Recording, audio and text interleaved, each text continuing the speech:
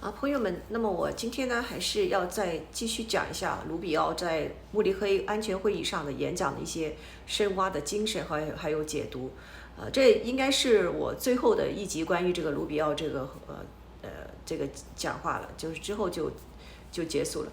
那么卢比奥他实际上是提的这个要保卫欧洲的文明，实际上是他看到的是比我们先。那么他提出的这个欧洲文明的时间点，应该是有点晚了，但是晚了他还要说出来。如果不是欧洲的文明面临着巨大的挑战，卢比奥也不会在这样一个会议正式的提出来。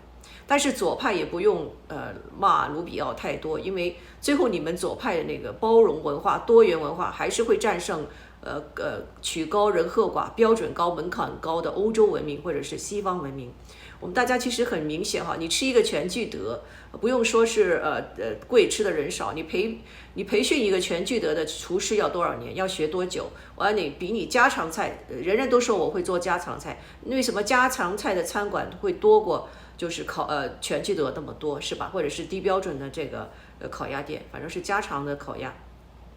这更不用说法餐，那个法餐是非常的严格，非常的严谨。你要学一个法餐，你要学多少年？另外一个不是美国每一个学法餐的厨师都有 talent 都有才华，那么也最后还是只有少数的有才华的这个学法餐的厨师能够就是说能够做出一个很像样的、很著名的一个法餐出来。那么再不用说法国的餐厅，高尚的法国餐厅如何去装饰，都要花很多钱去装修一个高级的、经典的法国的餐馆。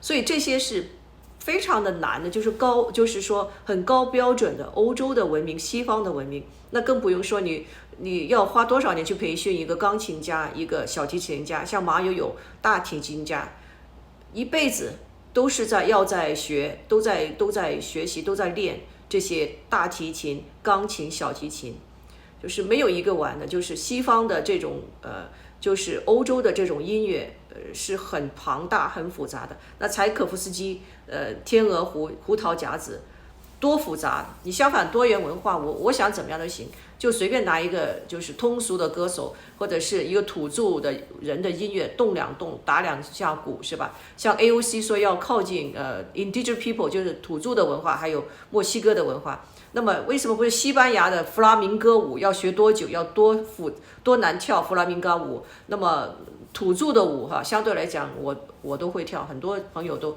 一上不用经过培训就能跳了。所以最终曲高